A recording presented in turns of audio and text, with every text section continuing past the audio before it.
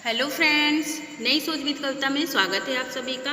आज हम देखेंगे हेल्थ से संबंधित कुछ इम्पॉर्टेंट क्वेश्चन जो बिहार बोर्ड जीव विज्ञान की पुस्तक से हैं। ये क्वेश्चन मुझे अच्छे लगे और हमारे यूपी में के टीजीटी पीजीटी में पूछे जाते हैं और बीपीएससी पीजीटी होम साइंस से रिलेटेड क्वेश्चन पूछे जाते हैं।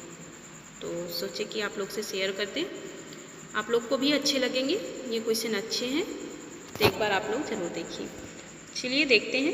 यहाँ 6 क्वेश्चन से स्टार्ट है, तो शुरू करते हैं। वैसे संकेत जो शारीरिक अंगों के सामान्य कार्य ना करने से मिलते हैं तथा जिसे केवल रोगी ही महसूस कर सकता है, उसे क्या कहते हैं? पहला ऑप्शन है। इसमें 4 ऑप्शन दिए गए हैं, हम आपको सिर्फ राइट ऑप्शन बताएंगे ताकि कम समय में आपको अधिक से अधिक क्वेश्चन करा सकें। तो इसके राइट ऑप्शन है रोग लक्षण, उसे हम रोग लक्षण कहेंगे।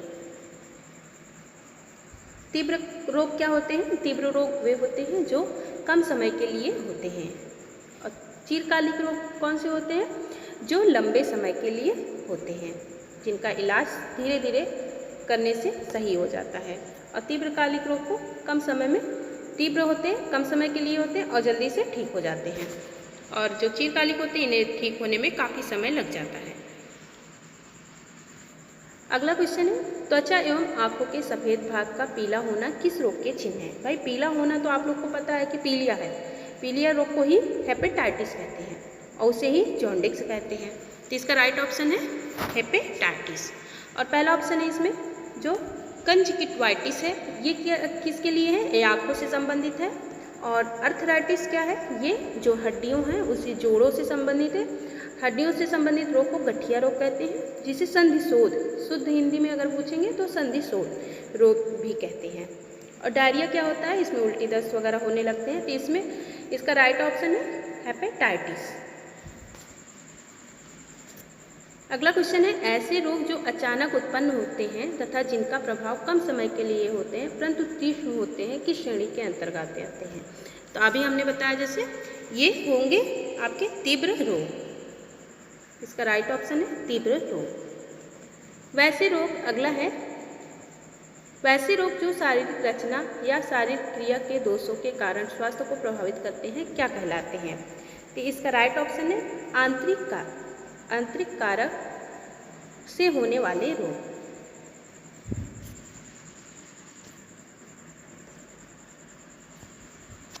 अगला क्वेश्चन है, वैसे रोग जो बच्चों को जन्म काल से अपने माता पिता से प्राप्त होते हैं क्या कहलाते हैं? कौन सा रोग कहलाते हैं? तो आप सभी को पता है भाई, जो जन्म से मिलता है उसे आनुवांशिक रोग कहते हैं। और अगला क्वेश्चन है, हीमोफीलिया निम्नलिखित में से किस श्रेणी का रोग है? तो ये भी एक तरह का आनुवांशिक रोग होता है। अगला क्वेश्चन है, भीमकाय या जायगोटिज्म किस रोग की श्रेणी में आता है? किस श्रेणी का रोग है? तो ये हार्मोन की गड़बड़ी से उत्पन्न होने वाला रोग होता है। तो इसका राइट ऑप्शन है हार्मोन की गड़बड़ी से उत्पन्न होने वाला रोग। अगला क्वेश्चन है, इंसुलिन नामक हार्मोन के स्राव से गड़बड़ी से होने वाला रोग है। तो आप सभी को पता है कि मधुमेह रोग हो जाता है। अगला क्वेश्चन है, वृद्धि हार्मोन के ज़्यादा बनने के कारण होने वाला रोग है। तो अभी जैसे बताएं कौन सा रोग हो जाता है? भीमकाय या जायगोटिज्म रोग हो जाता है। ठीक है। पोलियो क्या है? यह तंत्रिका तंत्र से संबंधित होता है, जो पैर या हाथ में लकवे की तरह हो जाता है। तो पोलियो, जैसे पोलियो मार देता है, हाथ पैर काम नहीं करता है, इसमें पोलियो रोग होता है। ये हमारी तंत्रिकाएं शरीर की जो होती हैं वो प्रभावित होती हैं। न्यूमोनिया रोग क्या होता है? ये हमारे फेफड़े वगैरह प्रभावित होते हैं चेचक से, जिसे स्मॉल पॉक्स भी बोलते हैं। ये हमारे चेहरे पे छोटे छोटे दाने हो जाते हैं और पूरे शरीर में, पहले कान से स्टार्ट होता है फिर पूरे शरीर से लेके चेहरे पे सब जगह हो जाता है। तो अगला क्वेश्चन है, सूक्ष्म रोगाणु के कारण मनुष्य में होने वाले रोग निम्नलिखित किस श्रेणी के अंतर्गत आते हैं? तो ये हमारे बाह्य कारकों के कारण से होते हैं। तो इसका राइट ऑप्शन है बाह्य कारकों से होने वाले रोग। इनमें से अगला क्वेश्चन है, इनमें कौन संक्रामक रोग है? तो इनमें से सभी, डिप्थेरिया भी है, रेबीज भी है, काला जार भी है, सभी है। अगला है, ऐसे रोग जो संक्रमण अभिकर्ताओं जैसे रोगाणुओं के कारण नहीं होते क्या कहलाते हैं? भाई वे अगर किसी के संपर्क से नहीं होगा है तो उन्हें क्या कहेंगे? असंक्रामक रोग कहेंगे। जैसे कैंसर हो गया आपका, मधुमेह हो गया, बीपी हो गया, ये सब आपका बिना संक्रमक के होता है, मतलब स्वतः शरीर में होता है, उससे होता है। असंक्रामक क्या होते हैं? जो एक दूसरे से फैलते हैं। अगला क्वेश्चन है, अमीबी पेचिस निम्नलिखित में से किस प्रकार के रोगाणु के संक्रमण से होता है? तो इसका राइट ऑप्शन है प्रोटोजोआ।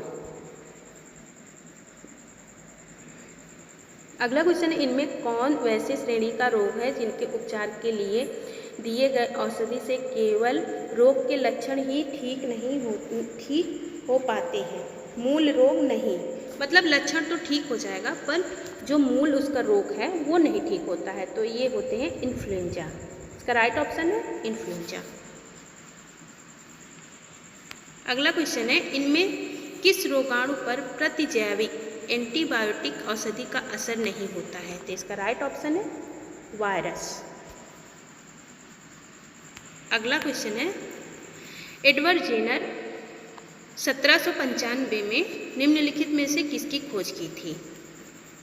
तो इन्होंने टीकाकरण का खोज किया था।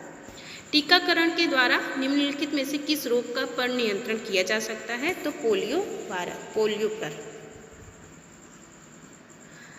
अगला क्वेश्चन है, टीएबी के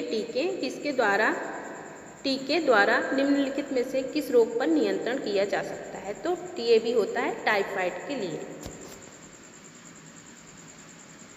क्षय रोग को ही टीबी रोग कहते हैं।